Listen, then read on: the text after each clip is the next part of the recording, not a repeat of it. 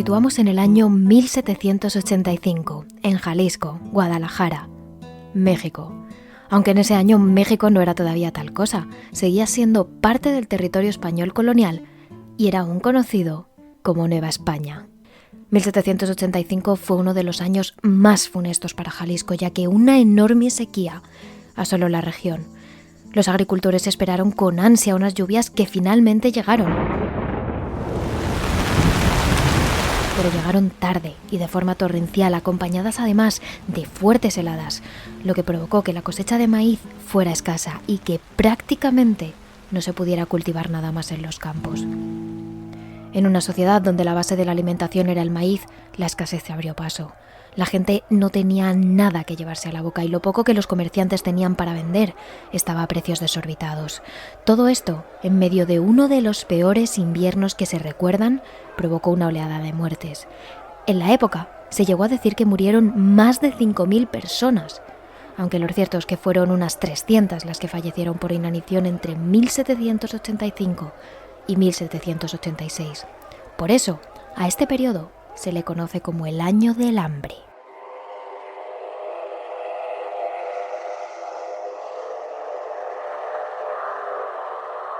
Con los ciudadanos muriendo por centenas, se puso de relieve que la ciudad no contaba con los suficientes espacios funerarios. Los cuerpos se acumulaban, no había dónde enterrarlos. Por eso, en 1787 se construye un nuevo camposanto, un inmenso cementerio a las afueras de la ciudad, junto al antiguo hospital de San Miguel de Belén. Y aunque su nombre real era Camposanto de la Convalecencia, todo el mundo lo conocería como el Panteón de Belén. Terrores nocturnos, con Emma Entrena y Silvia Ortiz.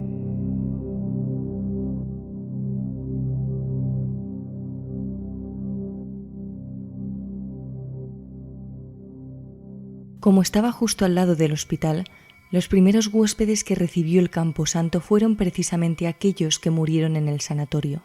Sin embargo, en poco tiempo, el cementerio empezaría a recibir una gran afluencia de huéspedes. En 1797, la ciudad padeció una pandemia de viruela, por lo que se tuvo que abrir una enorme fosa común en medio del Panteón de Belén, en la que los infectados eran enterrados todos juntos. A tan solo unos metros de donde los monjes belemnitas, encargados del hospital, cultivaban su huerto. Pocos años después, en 1833, toda Guadalajara sufrió una nueva epidemia de cólera, por lo que, encima de la anterior, se abrió una nueva fosa común para infectar a los pobres diablos que morían a causa de esta pandemia. El Panteón de la Convalecencia pasó a ser conocido como el de la Capirotada, por la forma en la que debían ser enterrados los cadáveres, amontonados en una pila de cuerpos debajo de una capa de cal o de tierra. Y aún, durante 1850, en una nueva oleada de cólera, se habilitaría una tercera fosa común. Fue después, tras la tercera pandemia, cuando se establecieron precios para ser enterrado en el Camposanto. Los pobres eran enterrados en nichos, con apenas una pequeña ceremonia, mientras que los ricos, los más ilustres de Jalisco, eran enterrados en el suelo, bajo grandes alaracas, rituales y desfiles de plañideros. Y así el cementerio se fue llenando y llenando, hasta que allí ya no cabía ni un solo cuerpo más. Por eso, en 1896 fue cerrado por el Comité de Salubridad, y fue entonces cuando surgieron las leyendas, cuando comenzaron las historias, las elucubraciones, y verdad o no, lo cierto es que han sobrevivido al paso de los siglos. El árbol del ahorcado. Mucho antes de que el Panteón de Belén se conociera por este nombre, vivió un muchacho llamado Santiago. Tuvo una vida complicada. Su padre lo abandonó cuando era muy pequeño, su madre era paralítica y desde los 15 años tuvo que trabajar de sol a sol labrando el campo para mantenerla. Pero aún así, él se mantuvo firme en la fe en Dios. De hecho, su sueño era llegar a ser sacerdote, dedicarse en cuerpo y alma a la religión. Mientras tanto, rezaba cada día, acudía a los oficios religiosos, bendecía los alimentos antes de comer y dejaba cada aspecto de su vida en manos de la fe. Pero un día, su Dios pareció abandonarlo.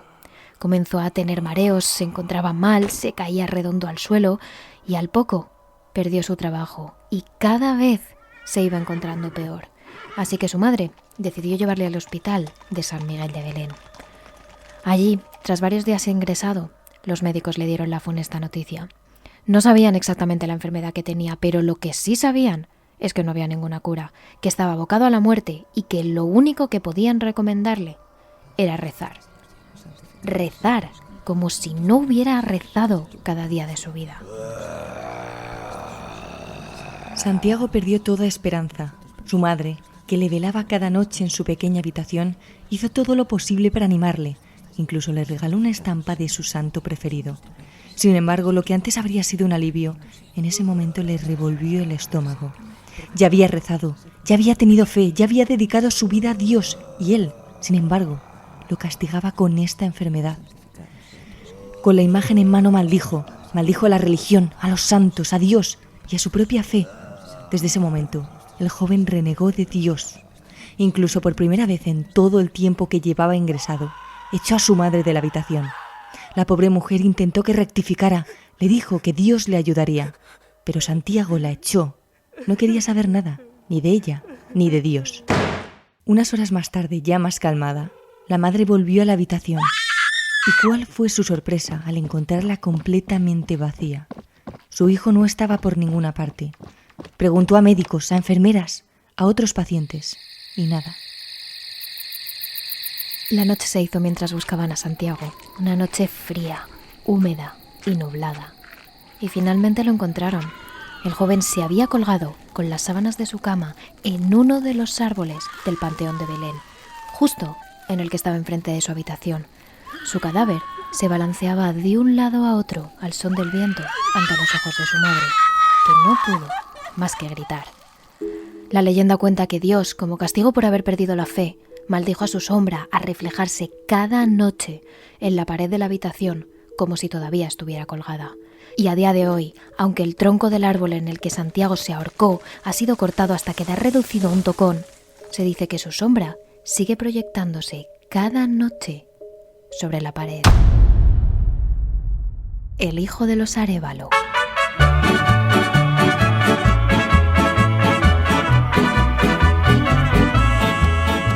Nos situamos en el seno de la familia Arévalo, una de las familias más ricas de Jalisco en la época, pero también una de las más peligrosas. No se sabe exactamente cómo consiguieron hacer su fortuna, pero desde luego no fue de forma lícita. Las malas lenguas dicen incluso que podría venir del juego y de las armas. Lo que sí se sabía es que todo aquel que osaba entrometerse en el camino de los Arévalo acababa con un tiro en la cabeza. Uno de los hijos de la familia, un muchacho joven y ambicioso, decidió dedicar toda su vida al juego. Su única ocupación era ir noche tras noche a apostar a las cantinas. Sin embargo, al contrario que su padre, él era un pésimo jugador y en cada mano perdía más dinero. Una de estas fatídicas noches en las que se quedó sin un solo peso, comenzó a apostar sus propiedades, casas, caballos, joyas, hasta el pequeño espejo que colgaba de su baño, hasta que finalmente ya no le quedó nada con lo que apostar. Lo había perdido todo, estaba en la ruina, y el joven solo podía pensar en lo que le haría a su padre, un hombre violento y metódico si se enteraba. Fue entonces cuando una pesada mano lo sujetó por el hombro, impidiéndole girarse. Un escalofrío inundó todo su cuerpo cuando notó además un aliento gélido en su oído. Desde su espalda, una voz cavernosa de ultratumba le susurró al oído. Yo puedo ofrecerte un trato. Yo puedo ayudar a tu pobre alma pecadora. Te devolveré todas y cada una de tus pertenencias. Nadie sabrá nunca lo que ha pasado.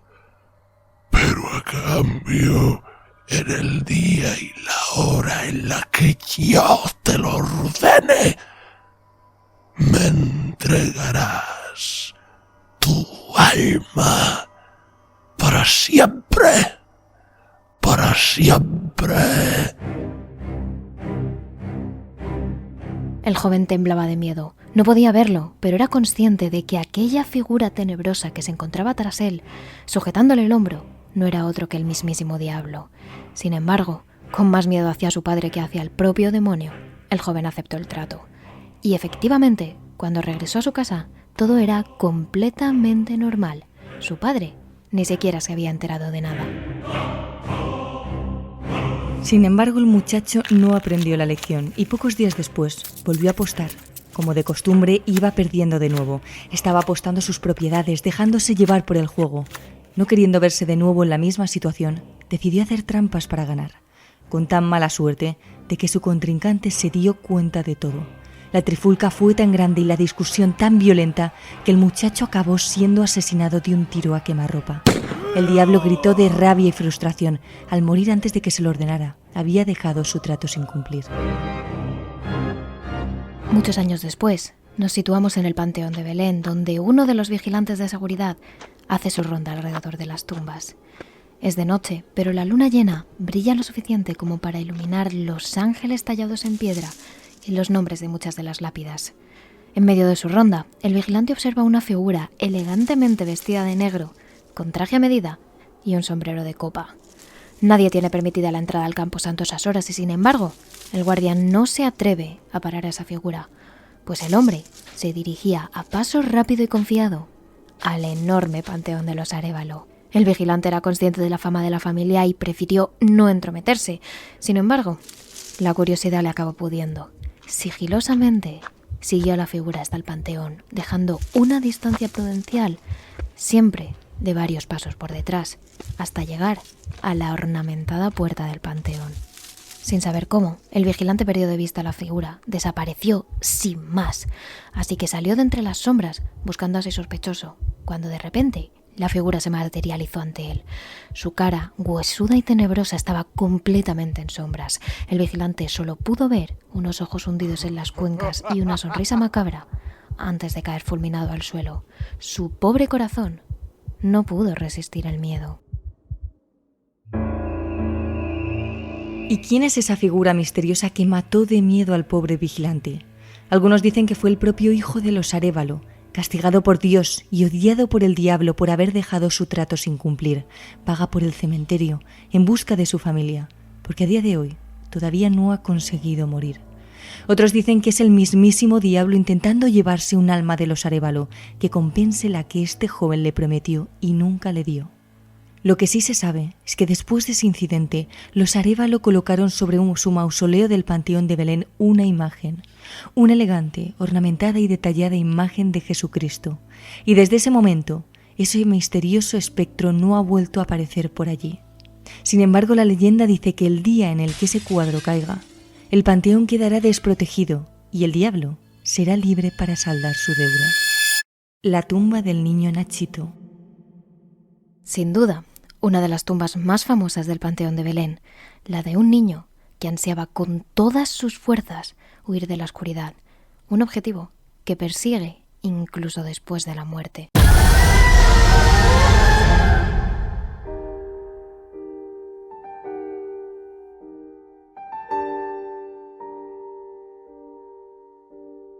El protagonista de esta historia se llamaba Ignacio Torres Altamirano, pero se le conoce cariñosamente como Nachito, un niño que nació en el seno de una familia de clase media en la ciudad de Guadalajara. Nachito era un niño muy alegre y cariñoso, pero al que le aterraba la oscuridad mucho más que a cualquier otro. Cuando el pequeño se quedaba a oscuras, empezaba a gritar con todas sus fuerzas, pataleaba y los latidos de su corazón se aceleraban hasta tal punto que sus padres sabían que o le llevaban a un lugar iluminado o Nachito podría morir del puro pánico. Por eso, desde que era bebé, sus padres hicieron todo lo posible para evitar que el niño se quedase a oscuras. Incluso, por las noches, acostaban al niño en una habitación llena de velas, de antorchas prendidas, para que así pudiese descansar tranquilo. Sin embargo, el 24 de mayo de 1882 ocurriría aquello que más temían sus padres. Durante esa lúgubre noche, el viento se coló por las ventanas de su casa y apagó de golpe todas las antorchas que iluminaban la estancia donde el niño Nachito se encontraba, hasta dejar su habitación sumida en la más profunda oscuridad. El pequeño abrió los ojos como platos. Sudores fríos comenzaron a recorrer su cuerpo. El corazón se le salía del pecho y su respiración era cada vez más fuerte. El menor empezó a gritar una y otra vez, esperando que sus padres apareciesen en la habitación para iluminar de nuevo su cuarto. Pero esto no sucedió. Algunas personas cuentan que sus padres directamente no escucharon nada. Otros dicen que no estaban en la casa en el momento en el que sucedió la tragedia. La cosa es que Nachito no paró de gritar, se desgarró la garganta llamando a sus padres una y otra vez, hasta tal punto que el pánico le llevó a la muerte.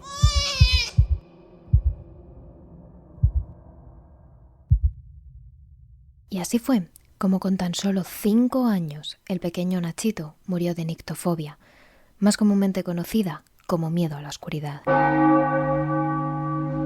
Sus padres decidieron enterrarlo entonces en el Panteón de Belén, pero al día siguiente de que esto sucediese, el ataúd del pequeño apareció fuera de su tumba, como si alguien se hubiera dedicado a desenterrarlo por la noche mientras la ciudad dormía.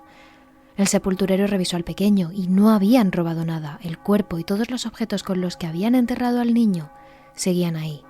Seguidamente, el hombre avisó a la familia, pero sus padres no acudieron porque el profundo dolor que sentían por su muerte les hacía imposible salir de casa.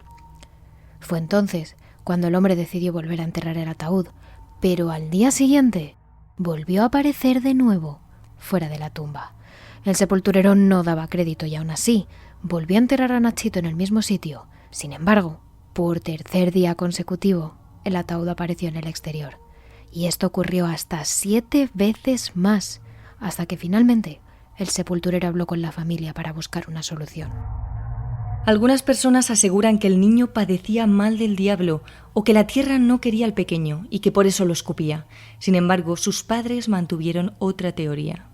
Ellos afirmaban que el niño Nachito no podía descansar por el pánico a la oscuridad que experimentaba bajo tierra, y por eso decidieron que la tumba de su hijo pasaría a estar situada en el exterior, una tumba hecha de piedra, con unas aberturas a los lados para que pudiera entrar la luz.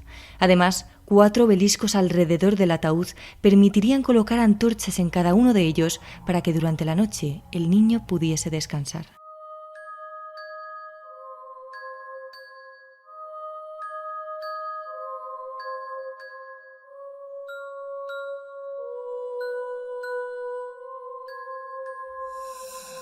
Actualmente, mucha gente que visita el Panteón de Belén deja un juguete en la tumba de Nachito, porque según cuenta la leyenda, si no le dejas una ofrenda, puede que se enfade y te siga hasta tu casa para hacer travesuras.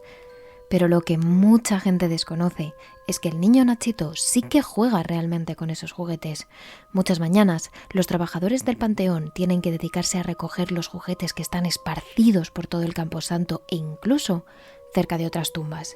Además, algunos de los trabajadores afirman que le han visto jugar con un globo durante las noches, con el que pasea por todo el recinto. Y ojo, mucho cuidado si decides llevarte un juguete de la tumba de Nachito, porque se enfadará contigo y te seguirá hasta tu casa para no dejarte descansar tranquilo. El Conde Baldor.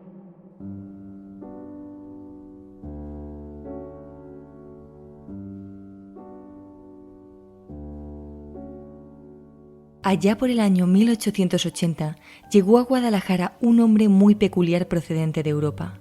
Se hacía llamar el Conde Baldón y desde el principio captó la atención de numerosos vecinos de Jalisco porque afirmaban que se trataba de un hombre de lo más extraño.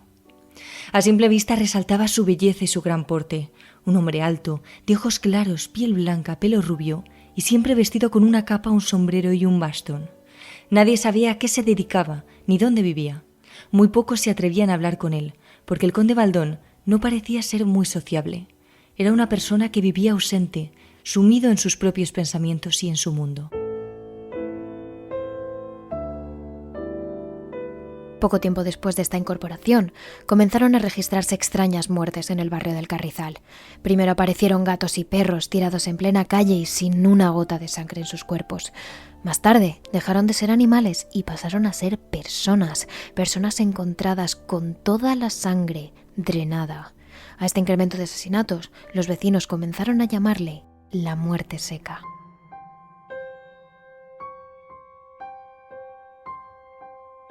La gente temía al ser que durante las noches acechaba la calle de la ciudad en busca de una presa para absorber toda su sangre. El miedo era tan grande que las personas dejaron de salir a la calle pasadas las 7 de la tarde para evitar ser capturadas por ese horrible monstruo. Sin embargo, algunos ciudadanos pensaron que ya bastaba, que ese miedo debía llegar a su fin, y una noche decidieron salir con antorchas en busca de lo que ellos llamaron el vampiro humano. Justo en ese momento, el conde Baldor estaba dando uno de sus rutinarios paseos nocturnos cerca del Panteón de Belén. Las personas que salieron en busca de aquel vampiro confundieron al conde con la criatura tenebrosa y se lo llevaron al cementerio. Allí cogieron la rama gruesa de un árbol e improvisaron una estaca para clavársela en el corazón, ya que esa era la única manera de dar muerte a un vampiro. La estaca atravesó el cuerpo del conde, que murió en el acto, y los cazadores cavaron una tumba donde dejaron al hombre sin vida y lo taparon con una losa de cemento. Pasados los meses, esa rama que sirvió como estaca para matar al supuesto vampiro humano echó raíces y comenzó a brotar una pequeña planta que con el paso del tiempo se convirtió en un árbol grande y robusto. Su tronco cubrió por completo la tumba del conde y cuenta la leyenda que si arrancas una rama de ese árbol brotará sangre humana del conde. Otras personas aseguran que si cortas el árbol por el tronco, el espíritu de aquel hombre será liberado y atacará de nuevo, absorbiendo hasta la última gota de sangre de todo aquel que encuentre a su paso. La mujer enterrada viva.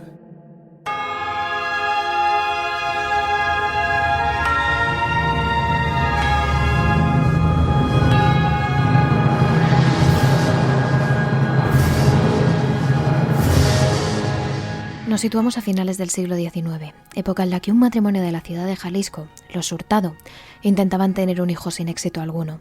Sin embargo, pasados los años y tras tantos intentos, la pareja ya entrada en años consiguió tener un bebé. Era una niña y, desbordados de alegría y de amor, decidieron llamar a su pequeña Victoria Hurtado. Sus padres, sabiendo que ya eran bastante mayores para serlo y preocupados por el futuro de su hija, decidieron comprometer a la menor con un hombre de 23 años para que cuando ellos no estuvieran, Victoria no se quedase sola.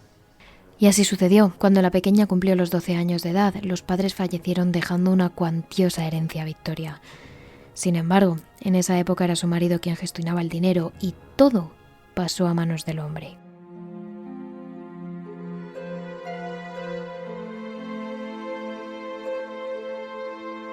En pocos meses su marido se gastó gran parte de la herencia de los Hurtado en alcohol y mujeres, y la mala vida no tardó en hacerle mella, porque finalmente acabó falleciendo.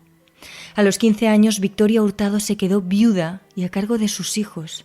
Pasó la vida sola, los crió como pudo, y cuando se hizo mayor fueron sus hijos los que se hicieron cargo de ella, pero no de la misma forma. Ellos eran ambiciosos, y lo único que querían es que la madre falleciese lo antes posible para heredar todas sus riquezas. Victoria Hurtado nunca tuvo una vida feliz, y la depresión llevó a hacerle padecer una extraña enfermedad, ataques de catalepsia, es decir, un estado en el que aparentemente parece que estás muerto, pero en realidad no es así, sigues estando vivo, ya sea inconsciente o conscientemente.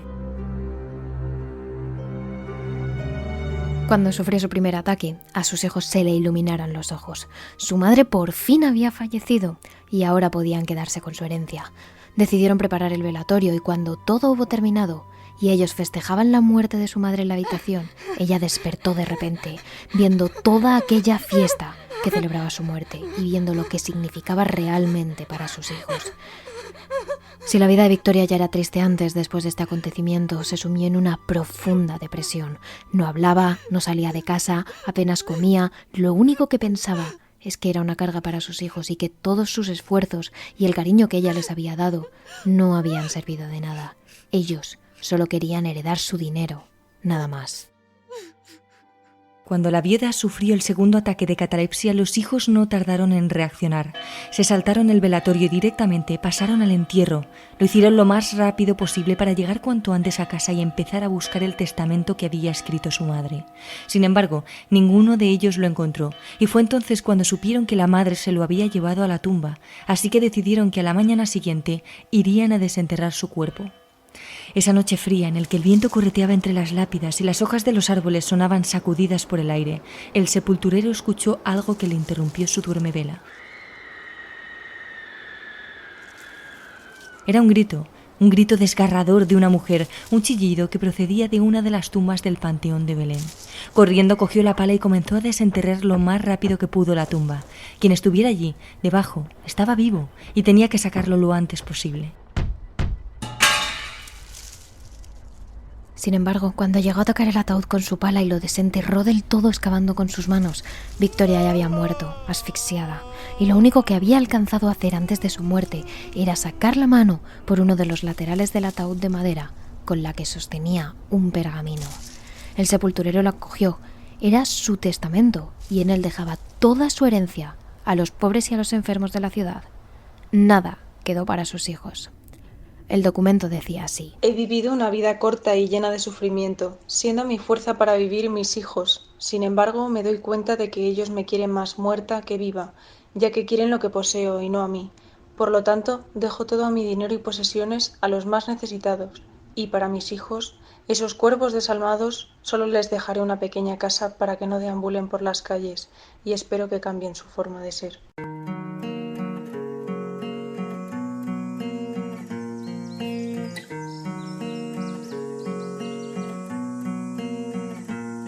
Es por eso que la lápida de Victoria Hurtado está representada con una mano que sujeta un pergamino con su nombre, para recordar aquello que hizo justo antes de morir. Además, cuenta la leyenda que si vas a la tumba y pides una solución a tus problemas familiares, Victoria te ayuda a lograr la felicidad y la armonía familiar. Los enamorados.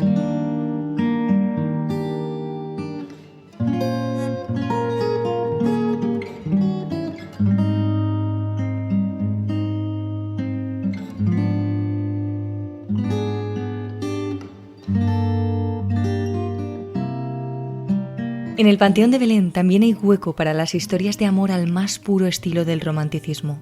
Esta en concreto trata de una pareja de jóvenes enamorados que decidieron quitarse la vida para poder vivir eternamente juntos. Nos remontamos a 1850, cuando José María Castaños, joven de una familia adinerada, se enamoró perdidamente de la dulce Andrea, una chica de familia humilde. No tardaron en convertirse en novios, ya que el amor que sentían el uno por el otro era infinito.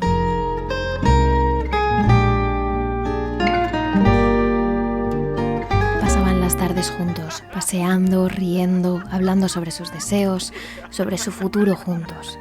Un futuro que los padres de José María Castaños no veían con buenos ojos, ya que una familia con alto estatus no podía juntarse con otras que apenas tenía para vivir. La cosa llegó hasta tal punto que para evitar su casamiento, los padres del chico llegaron a pagar a los de Andrea para que la convenciesen de que lo abandonara. Esta situación se alargó durante semanas hasta que los enamorados decidieron hablar seriamente sobre otra alternativa para poder estar juntos. Sin embargo, sabían que eso era imposible. A ambos les casarían con otras personas y solo de imaginárselo, el corazón de los jóvenes se partía en 1000 pedazos. Por eso, ambos tuvieron la misma idea. Si no les dejaban estar juntos en vida, lo estarían eternamente en el otro mundo. Y así ambos jóvenes se escondieron en el jardín de Aránzazu para beber el veneno que les permitiría mantenerse unidos para siempre. Fue la mañana siguiente cuando un ciudadano encontró los cuerpos. Los padres de ambos jóvenes no daban crédito, sus pequeños se habían suicidado para poder quererse en el más allá. Entonces los padres de José, que tenían un terreno en el Panteón de Belén, decidieron enterrar a ambos en la misma tumba y decorar la lápida con 2 cruces entrelazadas de piedra, que representaba la unión eterna de la joven pareja.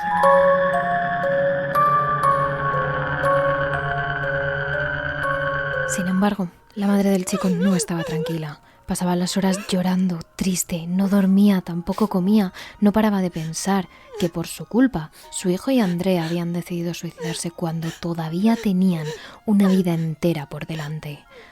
Fue entonces cuando decidió hacer un collar de flores que, una vez terminado, colgó en ambas cruces de piedra. Y nada más hacerlo, en apenas unos segundos, ese collar se convirtió en piedra y quedó pegado a las cruces entrelazadas. Fue ahí cuando la madre de José supo que había sido perdonada por la joven pareja de enamorados que ahora descansaba unida para siempre. Terrores Nocturnos, realizado por David Fernández Marcos.